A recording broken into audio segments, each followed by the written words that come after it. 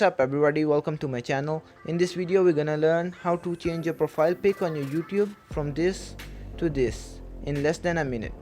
First, open your YouTube account, click on customize channel.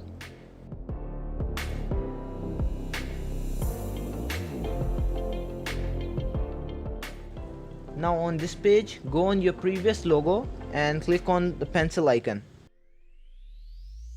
Now this window will pop up. Click on edit and now click on change.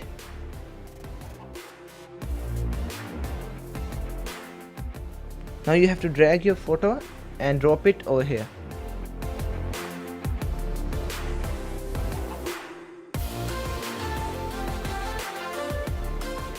Now adjust your profile pic however you want it.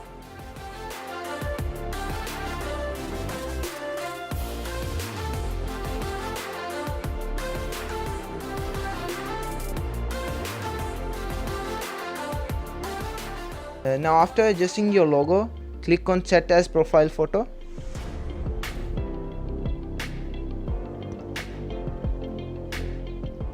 Now you have successfully changed your profile pic on your YouTube channel. To make sure, you can go to your YouTube account and refresh that page.